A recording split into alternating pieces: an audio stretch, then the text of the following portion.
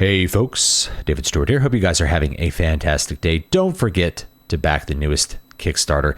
Get yourself a signed hardback. Very rare because I don't do book signings. But let's get on to the topic of this video. Everything sucks. Not my books. My books are great and you should buy them. Everything else sucks. I went on Twitter and asked my friends, give me some negative topics to talk about on YouTube, because the robot loves negativity. The YouTube algorithm loves it when I crap on something. So I'm just going to crap on everything. And I'm going to tell you that everything sucks. And I'd like to tell you why everything sucks. There's a bunch of reasons. The first ones I'm going to list are actually biases. That is, we're perceiving things as sucking possibly worse than they are. But there are some real reasons why things suck as well. So don't start typing away in the comments about how I'm wrong and I'm not just biased, but some of these biases may apply to you, which may distort your ability to properly comprehend whether something is good or not. Your valuation of art might be slightly off. It's possible. I think all of these reasons that I'm going to list, by the way, are true in different degrees for different people, and they all kind of contribute to the cultural malaise that we have going on right now. So the first one, which is a possible bias that you might have that might be affecting you, is the fact that we are comparing art that's made today to all art that's ever been made. So the competition is fierce. There's more books being released every year, but if I come out with a fantasy book, which you should get, you can get a signed hardback of it, Eternal Dream Book 3. It's going to get compared to every fantasy book that's ever been written. How is it going to stack up against those? It's really hard to compete. And you have so many options as a consumer. You can buy so many different books that have been released over so many years, centuries worth of books. So it's just really hard to compete, which means it's really hard for people to find new things that don't suck. Right? Because you're always going to be in the competitive space of everything that's ever existed. Number two is that you're comparing an artist to their own best work or your favorite output of that artist. Rush can come out with a new album. I remember they came out with Snakes and Arrows some years ago, and it was a great album. I really loved it. But what was the first thing every fan said about Snakes and Arrows? Well, I liked 2112 better. I liked Moving Pictures better. I don't think I met anyone who said they liked Power Windows better, though I like Power Windows. But they compared it to their favorite Rush album and then said, well, it's just not very good. Why doesn't Rush do the stuff like they did in 1978? Well, I think that album came out in like 2006 or 7 or something. So it was like, well, the band has done a lot of stuff since then. They don't want to keep repeating what they've been doing. But right away, there's a comparison. Rush somehow lost it. I don't think Rush ever lost the step, but they did change what they were doing over time. It's the same thing with Metallica. The fact is Metallica could come out with a new album and I could judge it by some standard that doesn't include Metallica and probably think it's an okay record. But the fact is I have my favorite Metallica records. They have recorded some of the best metal records of all time. And so you're immediately going to go back and you're going to compare it to like Master of Puppets or Justice for All or one of these classic 80s albums that is really, really, really good. That's going to be the case with a lot of established music acts. It's going to be the case with a lot of directors. Director comes out with a new movie. What are you going to do? You're going to compare it to the best movie that they've already come out with and say it's not as good. Even if it was someone you never heard of, you might really positively like that movie. You might have even a strong attachment to it, even if you don't like it as much as this other movie, right? So like Ridley Scott comes out with a movie and we're like, it's not as good as Alien. It's not as good as Blade Runner, right? And it's like, that might be true, but if it hadn't been him directing it, you might have liked that movie. We don't really know. So you're always comparing it. It's like an anchoring bias where your anchor point is the best that artist has come out with. And so they have to meet that quality standard or it's just not going to be interesting to you. And you're not wrong for feeling that way, but a lot of times I feel that way with bands that have come out with really important classic albums that whenever they come out with a new album, I'm not really evaluating it on its own terms. I'm immediately making a comparison to their best work.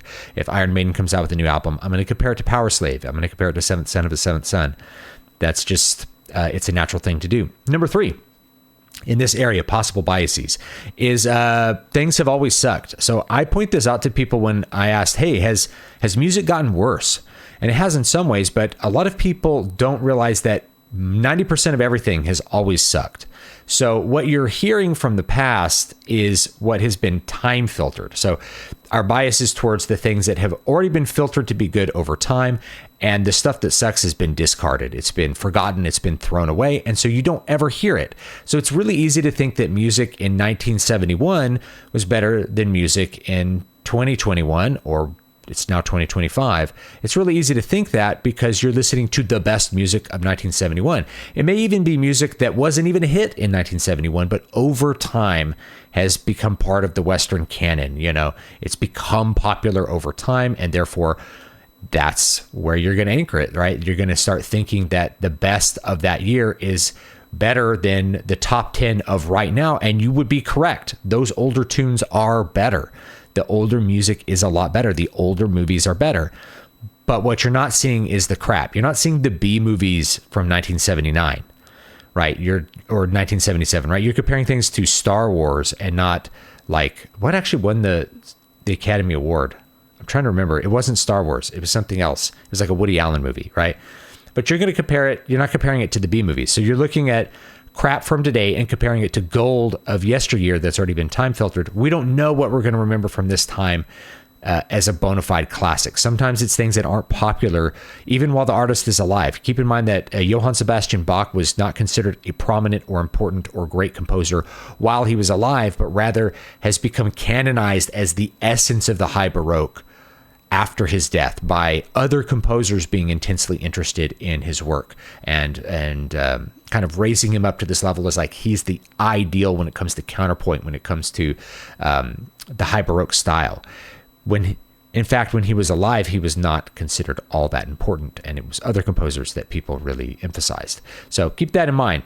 The time filtering is going to alter how we perceive how much stuff sucks today. Number 4 is emotional anchoring. This one is another really common one that is, I think, especially prominent in music, and that is we are attached to music we hear at certain points in our life. And that emotional attachment is not wrong or bad. It's good that we're attached to that music and that music has a special place for us when we hear it. The problem is that becomes the anchoring point. That becomes the point. Everything should make me feel the way that song made me feel. Well, the fact is you can't be 15 again. So if you think the Foo Fighters sucks now, it's because, and they're not as good as they were back in the day. Well, you can't be the age 15 listening to Everlong again, right? You can't go back in time and feel good about this song that made you feel feelings when you're 15 years old. You can't be 15 again. So those feelings can't be ever duplicated by any song, much less by a song by the same artist or by anyone else. So yeah, the music that you hear when you're 30 or 40 is not going to have the same impact on you as the music you heard when you were 14.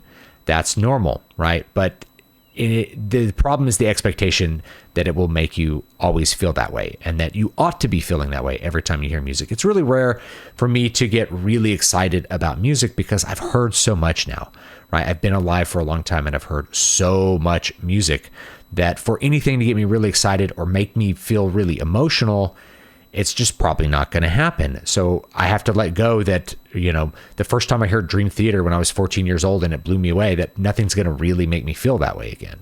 And that's okay. It's okay that things don't make me feel that way again. I can have other exciting feelings as a mature musician, as a mature artist that will excite me in different ways, right?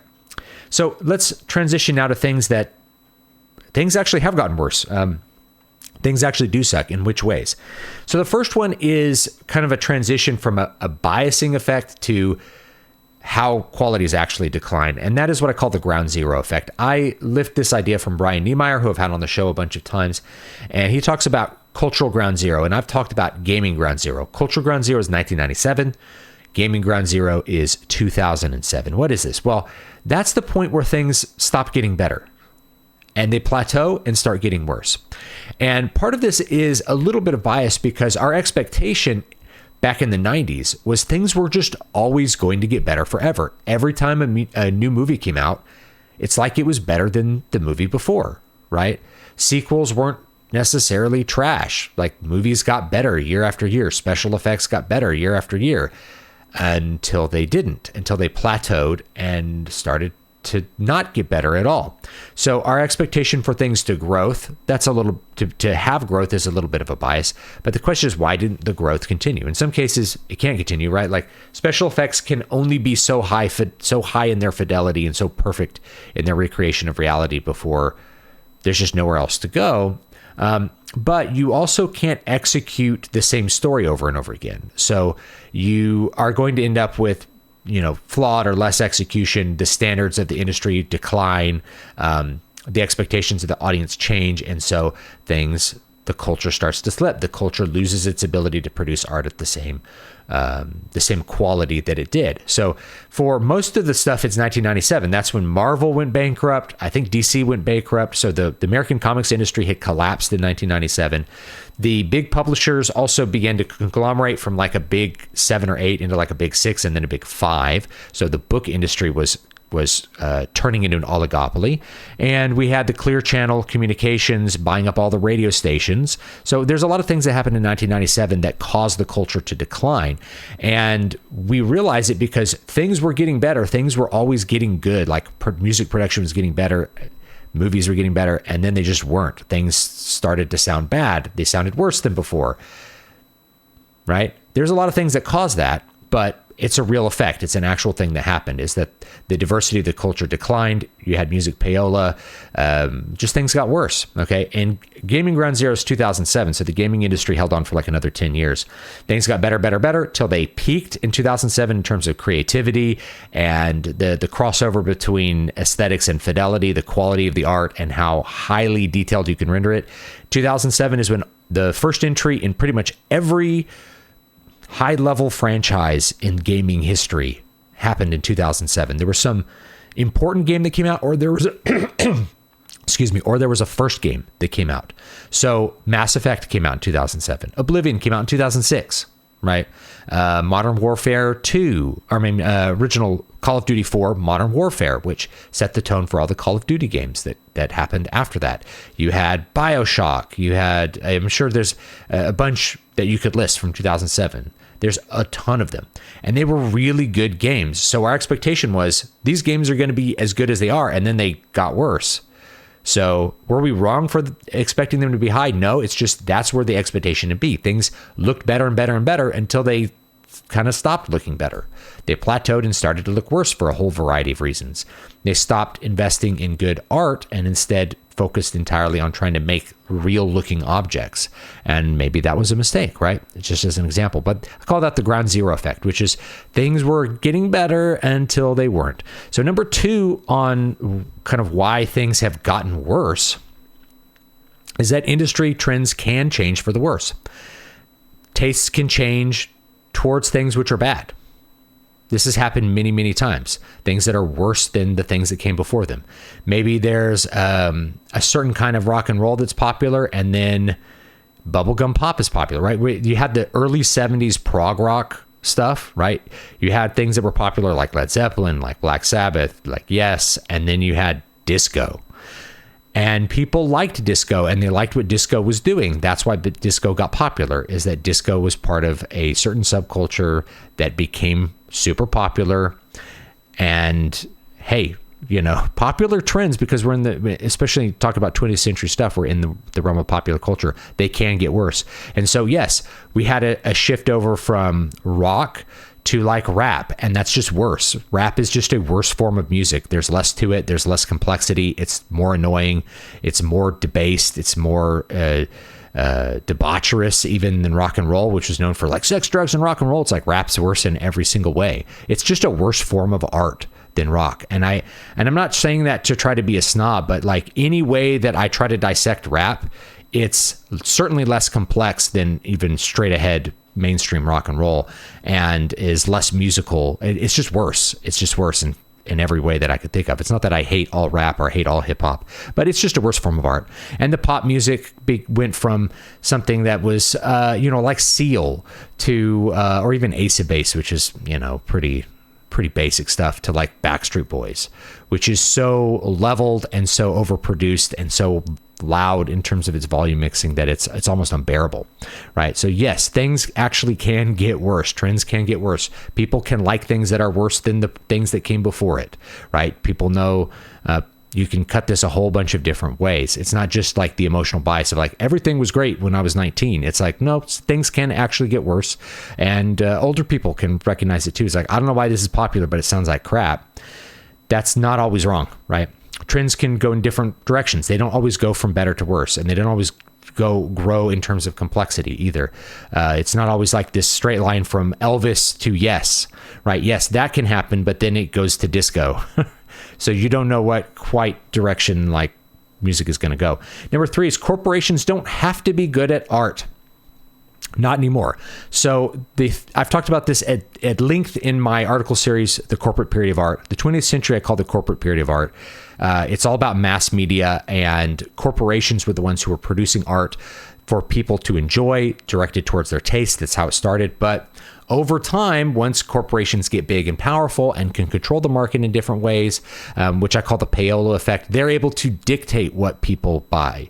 They're able to determine tastes, kind of by fiat, by forcing radio stations, like what Clear Channel did in 1997. They had nationwide playlists. Clear Channel decided what songs were going to be played, and they did it based on how the program manager felt about those songs, but also what equity might have been in those particular record companies. So they're basically paying themselves to play the music so that people will buy the records and they'll get money from it, right? So they're determining the winners and losers directly. Once you are able to establish a monopoly in an area, and because of the way FCC regulations work, Clear Channel was able to monopolize any style in an area. Because the FCC would not let you open, say, more than one rock station in a given market. So if Clear Channel had all the rock stations in the country, they could determine what rock music was popular. And people don't have any options to hear anything else. They're going to buy whatever they like the best out of the crap that's being thrown at them. But for those of us who remember stuff before 1997, it was a drastic decrease in it. So corporations don't have to be good at art. Same thing with name your franchise, Star Wars. The fans are never going to stop watching Star Wars. I've ranted about this a million times. They keep watching Star Wars. Anytime you have a YouTuber come out and say, I'm going to not watch Star Wars, he just watches it again to do another video. And it's the same thing with the fans. They're saying, why haven't you watched Andor? Why are you still watching Star Wars when for 10 years you've talked about how much you hate everything that Disney's done with Star Wars? Well, it's because, hey, what else are you going to watch, right? They just will keep watching it forever. Corporations don't have to be good at art. Another reason corporations don't have to be good at art, this is reason number 4 in like things have gotten worse, is the oligopoly effect, which is that there's just not a lot of competitors because normies kind of live in the real world, right? There's only so many publishers. There's a big 5, kind of a big 4. I don't know if that's actually finally gone through. So you have the entirety of the physical book market at Barnes & Noble. Barnes & Noble is the only major chain we have left of selling new books. And whatever they decide to put on the table is what's going to sell. And whatever gets put on the table are books that are being published by these 4 large companies. So they can just determine what people buy, right? Directly, right? They can just determine it because there's no competition. If they're able to get the books on the table at Costco, that's the books that exist. And if you're an indie and you're outside, yeah, we can sell through a lot of online channels. You can back my book on Kickstarter, right? But you're not going to be able to get this at Barnes & Noble. This is a special thing, okay? So the corporations don't have to be good at art. People will buy it anyway. People are not canceling Disney Plus because they don't like Star Wars. They keep watching it. That's the reality. They don't have to be better at art. Number 5, I kind of mentioned this. YouTubers depend on negativity. I call this the hate watching paradox, which is that the more that people talk about how much they don't like a franchise or an installment in that franchise, the more prominent it becomes. The more likely more people are to watch it. Either they're going to watch it to own the chuds because they don't like the politics of the people complaining, or they're going to watch it because they heard about it, because people have been talking about it. If you just stop talking about this stuff, it would be much more likely to go away, but they can't because there's a whole bunch of people whose entire business depends on making negative videos. I mentioned that the robot loves negativity.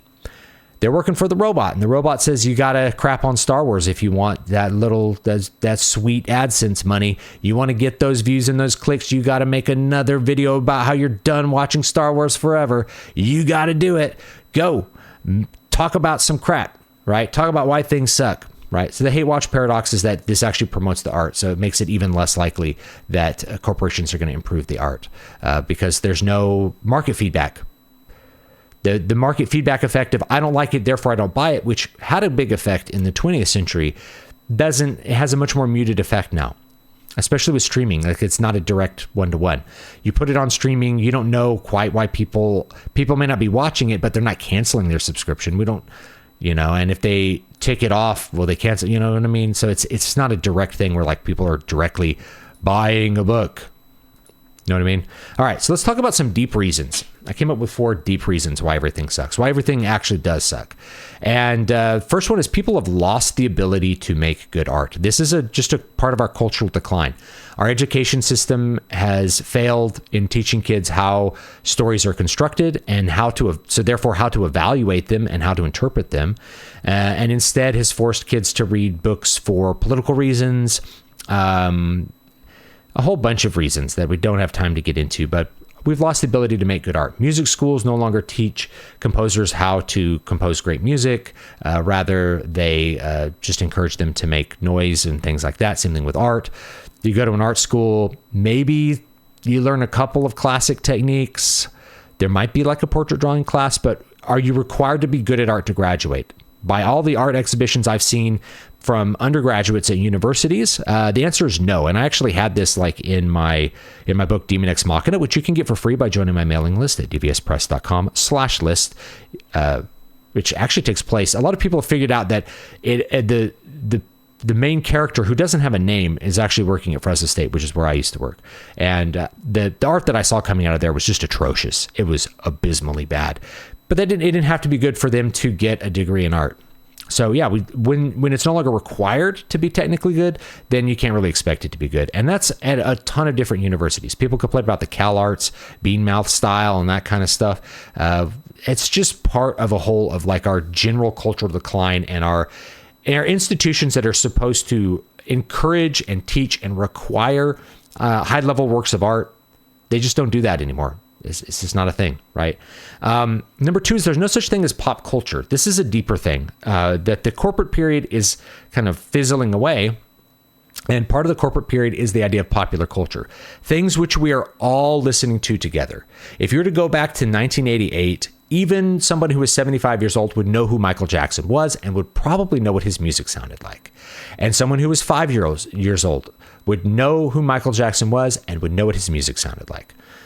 The best-selling artist right now is like Taylor Swift. I couldn't sing a Taylor Swift song for you. I can't think of one in my head at all. I know what she looks like, but I don't know what her music sounds like. And the fact is, I don't know anyone else who knows what her music sounds like either. I don't know a single person who listens to Taylor Swift. We can say Taylor Swift, we know what she looks like. We know she's a musician. Don't know what her music sounds like. There's no popular culture anymore, right? We are in a whole bunch of little eclectic subcultures and little niches where we're all separate from each other. We're very ghettoized and isolated. I have a ambient guitar channel where I do weird ambient guitar soundscapes. That's a community of a small niche community of musicians and people who like that kind of music. It's not like a popular thing. And it's cool that niche exists, and it kind of didn't much exist years and years ago because we didn't have the internet. But people getting kind of lost in those little isolated areas where they only listen to Scandinavian death metal, for instance, or something like that.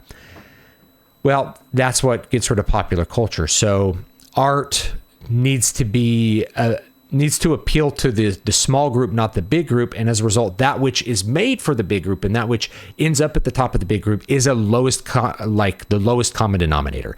It's the simplest, most garbage music.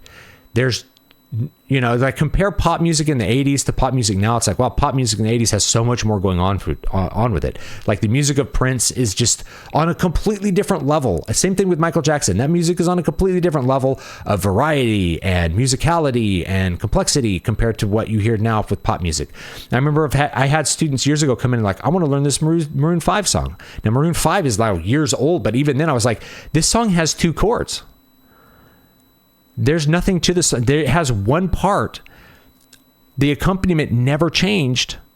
What changed was like half of the bass line changed, and then they sang a different melody on top of it. There's just not much to it, right? It's like, all right, I want to learn the song. It's like, that's the song. It's those 2 chords. Just you go back and forth between those 2 chords. That's the song. Take it, have fun with it, sing it, whatever you want, right? So there's no such thing as pop culture.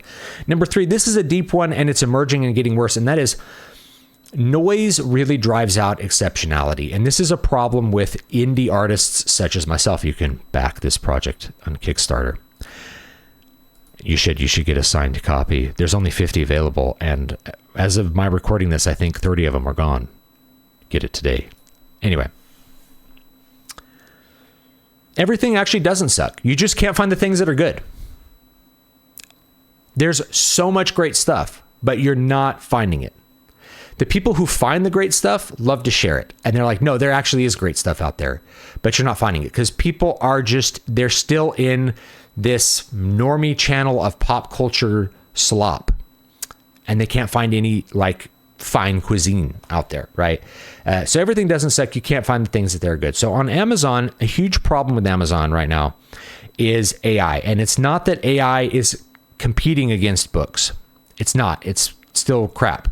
I haven't seen someone do an AI book that like would hold up to like a real book. Maybe one day, you know, which we have to say, well, what's the point of AI? It's like a replicator that's like, make me coffee replicator, and then it makes you the coffee that you want, versus having someone who's going to like, you know, barista who's going to like make it with care and be like, try this. It's a little something special. Put something in it. Oh, wow, I'll taste something different in this today. This surprised me, right? You're never going to get that when you have an AI say, AI, write me a book like the books that I already like. Write me a book about an isekai protagonist going off and doing this and having a harem of hot anime girls who love him, right? Yeah, you can do that. Maybe you'll be able to do that in the future, but it won't be a communication between me and you. It won't be real art, whereas King Leper is real art.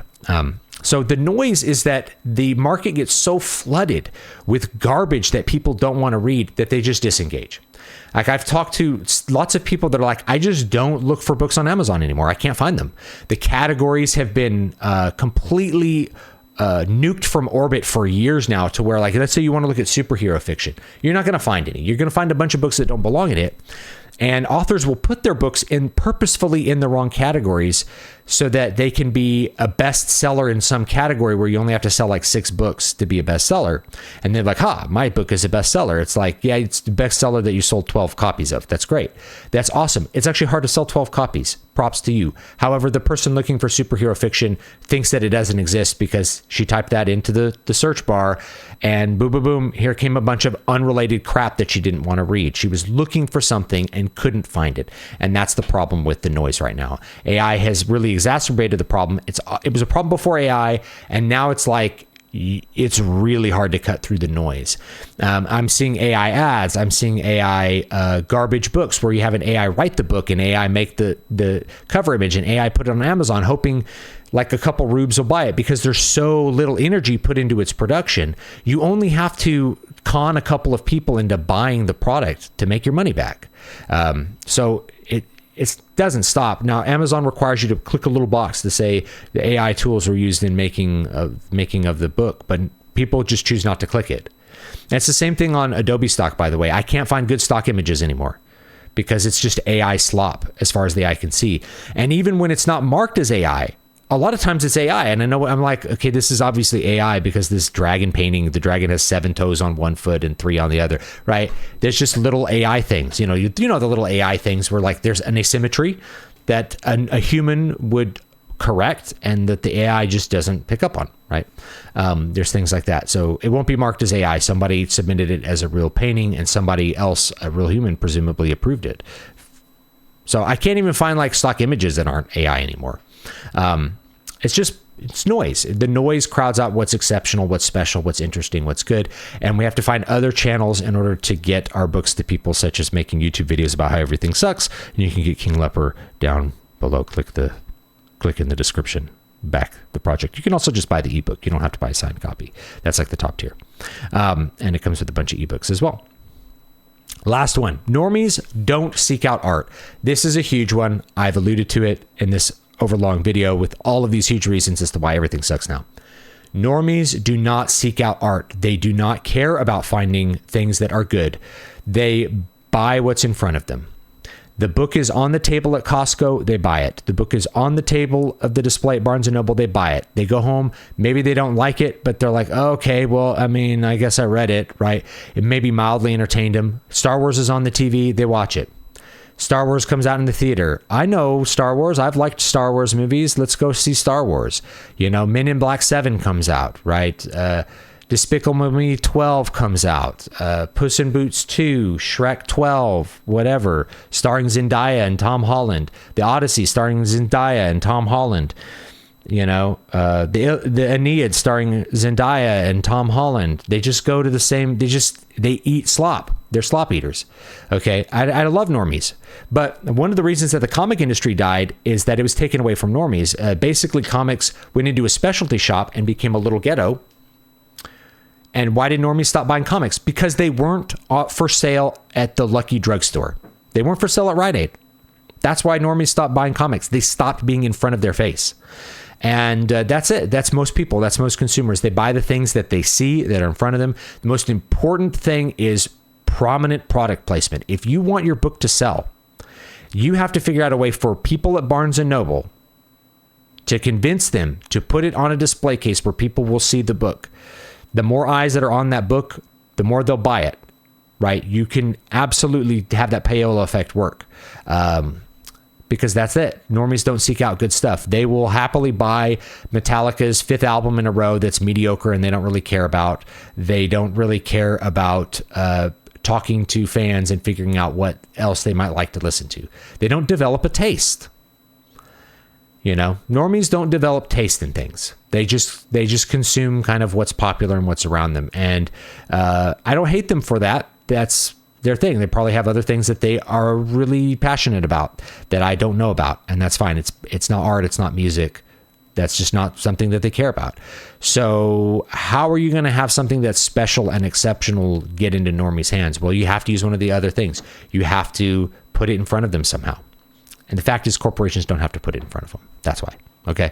That's a deep thing. That's a deep thing to think about. But chances are, if you're watching this, you are not one of these blind consumers that consume product, get excited for next product. But chances are you know someone who is. Chances are you're close with someone, and like your boomer parents, they watch the same thing that they watched 30 years ago. If something comes out, they'll watch it. They saw a preview for it, they'll watch it, right? They don't think critically about filtering anything that comes into them. They just kind of buy what's popular. And that's a big problem. And I don't have a way to change that. I kind of accept that as a given. And rather, the way that we would have to change things to not suck is we have to change the quality of mainstream entertainment. We have to make games better again. We have to get AAA publishers to stop making slop games and make good stuff again. We have to somehow find a way to buy Hollywood studios or infest them with good artists again, instead of Nepo babies who can't write and don't know what a good story is if it smacked them upside the head, or people who would much prefer a movie to fail and have it be politically correct than have it be successful and not be a political messaging campaign, right? All of those things drag down the quality of the art.